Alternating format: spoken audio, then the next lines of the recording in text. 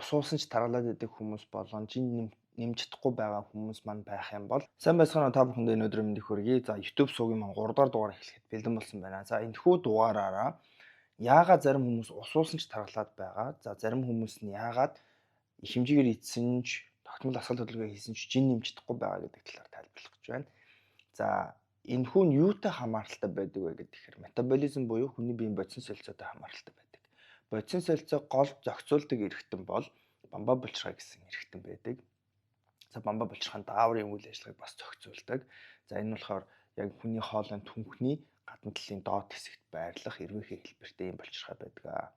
За тэгвэл хүний биед явагддаг энэ хоол боловсруулалт дээр яригддаг энэхүү химийн урвал маань болохоор катаболизм гэж оруулаа. Энэ болохоор таны эзэн хоолыг энерги болгон хувиргах процесс эхэлж байгаа бол анаболизм гэдэг энэхүү химийн урвал нь болохоор таны биед энерги нөөцлөх өөх хөрөмтлөх процессыг удирдах гэдэг гэсэн үг. Бодис солилцоо удаан байгааг хэрхэн мэдх юм бэ гэхээр ийм гурван үндсэн зүйлээр мэднэ. За эхнийх нь гэх юм бол та яг өглөө унтаж сэрээд өглөө халууны шилээр халуун үздэг халууны шилээр халуунаа үзнэ. За тэгээ халуун нь 36.6-аас 37-гийн хооронд байх юм бол за бодис солилцоо чи хурдан бөгөөд хэвэн байна гэсэн үг. За 37-оос дээш байх юм бол та халуурсан байна гэсэн үг. За 36.6-аас доошо байгаа тохиолдолд бол бодис солилцооны хурд бол удаашралтай байна гэж үзнэ гэсэн үг. За яагаад халуунаар үзэж байгаа юм бэ гэхээр хүний бие өөрийн биеийг дулаацуулахын тулд тодорхой хэмжээний энерги зарцуулалт хийж идэг бол хүн яг унтжгаад яг энэ сэрж явах хугацаанд биеийн температур өндөр байх ёстой байдаг. Ингэснээр таны бодис солилцооны хурд өндөр байна гэсэн үг.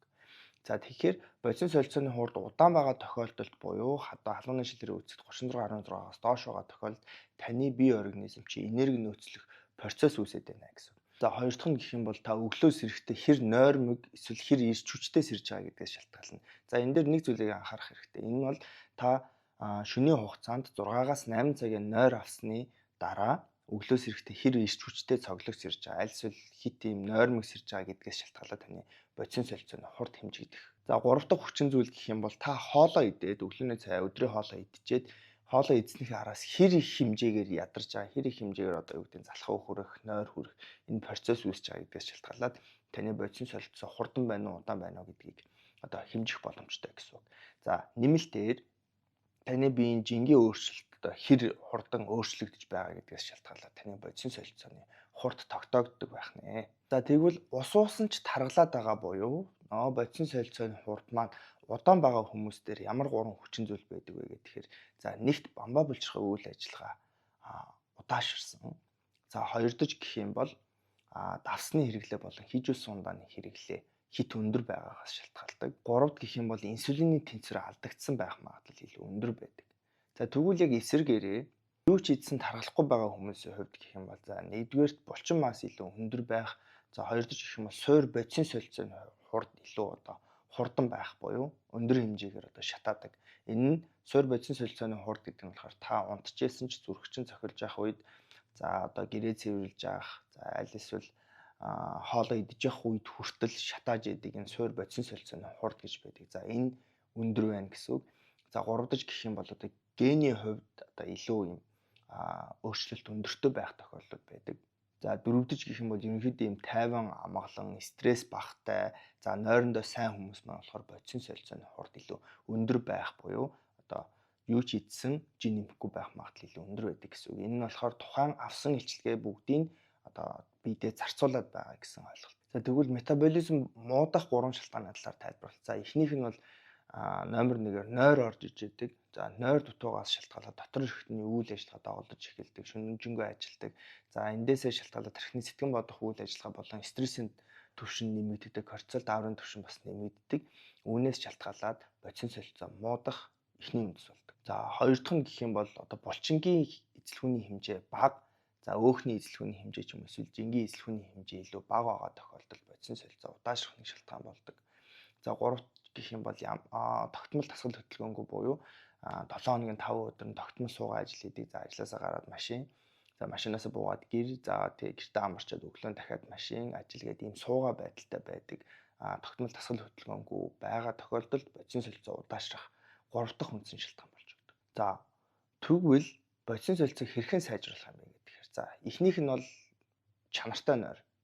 За өдөрт дор хаяж 6-аас 8 цагийн чанартай нойр авсан байх ёстой. За энэ дээр хэрв та ухаалаг цагтай бол deep sleep-ийг хэмжээд их ёстой. За deep sleep ерөнхийдөө 1 цаг 30 минутаас 2 цаг гарангийн хугацаанд deep sleep хийсэн байх юм бол чанартай нойр авсан гэж үзнэ. За хоёрдож гэх юм бол өндөр хүчний жингийн дасгалуудыг хийдэг байх хэрэгтэй. За энэ өндөр хүчний жингийн дасгал гэдэг нь болохоор та биеийн жингээрээ дасгал хийдэг байх хэрэгтэй гэсэн үг. За энэ дээр жишээ нь эрэгтэйчүүдийн хувьд гэх юм бол 80 кг-тай бол 80, 85, 90 кг-аар үндсэн суултуудыг хийдэг, үндсэн таталтуудыг хийдэг. За эмэгтэйчүүдийн хувьд гэх юм бол за биеийн жингээс 20% хасах буюу жишээ нь 60 кг-тай бол за 40 кг болон 50 кг-аар үндсэн таталт, үндсэн суултыг хийдэг байх хэрэгтэй гэсэн үг. За 3 дахь хүчин зүйл нь гэх юм бол ус сайн ууж байгаа тохиолдолд бөөр цусыг маш сайн шүүж яадаг гэсэн үг. Ингэснээр бодис солилцооны хурд нэмэгдэх магадлал. За мөн тусанд байгаа хэрэггүй бодиснууд гадагшлах энэ магадлал илүү өндөр болж өгдөг. За тэгээд ус уух дээр нэмээд та ямар нэгэн харшилгүй бол цагаан гатай, түрмээрхтэй иймэрхүү биеийг хоргоожуулах хүнсний нэмэлт бүтээгдэхүүнтэй уснуудыг хэрэглэвэл бас маш сайн. За мөн дээрээс нэмээд морингаг хэрэглэх юм бол маш сайн. Моринг нь болохоор ерөнхийдөө дулаан хооронд ургадаг юм ургамал байдаг. За энэ болохоор нунтаг тэгээд бас нэг бага зэрэг эсгэлэн амттай. За энэ хүний биеийн бодис солилцооны хурдыг нэмэгдүүлэх, тархины сэтгэн бодох чадрыг нэмэгдүүлэх, дотор эрхтнийг хоргоожуулах, дотроо хөөгөлтийг багасгах маш олон төрлийн давуу талтай байдаг. Тийм учраас бас нэмэлтээр морингыг хэрэглэвэл бас зүгээр шүү. За бодис солилцоог сайжруулах 5 хүнс. За эхнийх нь бол уурглаг хүнсний бүтээгдэхүүн. За энэ дээр өндөг, самар, за тэгээд дээрэс нь дахианы мах, загсны мах ийм уурглаг хүнсний бүтээгдэхүүнүүд нэгт хэрэглэх хэрэгтэй. За хоёр гэх юм бол бодис солилцооны хурдыг нэмэгдүүлэх ийм төрлийн хүнсний бүтээгдэхүүн цай хэрэглэх хэрэгтэй. За энэ цай нь ямар цай вэ гэдэг юм бол жишээ нь ногоон цай. Ногоон цай бол биеийн хаванг хөөх үйлчлэгээтэй тодорхой хэмжээний кофеинтэй. За тийм учраас бодис солилцооны хурдыг нэмж өгдөг. За мөн дээрээс нь халуун ногоо. За халуун ногоо нь болохоор яг идэж явах процесс бодис солилцооны хурдыг 8-аас 10%-аар нэмж өгдөг. Гэхдээ нэг зүйлийг анхаараарай. Өвлийн улирал болж байгаа, энерги нөөцлөх шаардлагатай болж байгаа энэ улиралд та бүхэн халуун ногоо болон ногоон цайг их хэмжээгээр хэрэглэж байгаа тохиолдолд өвдөх магадлал буюу шээс алдах, за тэгээд ойр ойрхон шээж байгаа учраас биеийн дулаанаа алдах магадлал илүү өндөр байгаад байдаг. За тийм учраас энийг яг зохистой хэмжээгээр хэрэглээрэй гэж зөвлөмөр байна. За тэгээд дөрөвд гэх юм бол сайн чанарын тос буюу загсны махыг хэрэглэх. За мөн омега нэмэлтээр уух хэрэгтэй сайн чанарын тос. Ингэснээр таны даавруудын үйл ажиллагааны хурд болон тархины сэтгэн бодох чадвар илүү нэмэгдэж өндөр болно гэсэн үг. За 5-д гэх юм бол бүхэл бүрийн хүнсний бүтээгдэхүүн овёс, гурвалжин будаа ийм гадуур хальстай хүнсний бүтээгдэхүүнүүдийг хэрэглэх хэрэгтэй. За яагаад хальстай хүнсний бүтээгдэхүүн хэрэглэх гэж байгаа гэхээр энэ хальс нь өөрөө их хэмжээний эслэг агуулж идэг учраас таны биеийг доктортой урт хугацаанд энергиэр хангана гэсэн үг. За дээрээс нь нэмэх нь газрын хүнсний дээр ургадаг буюу удаан задрын нүүрс устай хүнсний бүтээгдэхүүн. Энэ нь ерөнхийдөө дийлэнх нь ногоон өнгийн хүнсний бүтээгдэхүүнүүд байдаг. Тэгэхээр та эслэг агуулсан хүнсний бүтээгдэхүүнийг түлхүү хэрэглэх хэрэгтэй гэж зөвлөмөр байна. За тэгээд ингээд энэ 5 хүнсний бүтээгдэхүүнүүд та бүхэн 7 хоногийнхаа хүнсний менюнд оруулаад зохистой хэмжээгээр хэрэглээрэй гэж зөвлөмөр байна. За тэгээд ус уусан ч таргалаад идэх хүмүүс болон жин нэмж чадахгүй байгаа хүмүүс маань байх юм бол за би ховчлсон дасгалжуулалт өгж байгаа. Энэхүү дасгалжуулалт маань болохоор 6 сарын хугацаанд л зөвхөн тантай тулж ажиллана. За энэ хугацаанд таны бодис солилцооны хурдыг зохистой хэмжээнд аваачаад дахиж таныг тархалахгүй боломжийн алдахгүй байх ийм системийг таны бид суулгаж өгөх ийм цогц хөтөлбөр байгаа. Хэрвээ та сонирхож байгаа юм бол миний Instagram хаяг руу 8 гэсэн тоог явуулаарай, танд мэдээлэл очих болно. За тэгээд сард би 3 хүнтэй яг энэ хөтөлбөр дээр 3 хүнтэй тулж ажилладаг учраас дүүрсэн байх магадлал бас байдаг шүү. За тэгээд та бүхэнд амжилт хүсье. Тусал мэдлэг тэргэлвэл.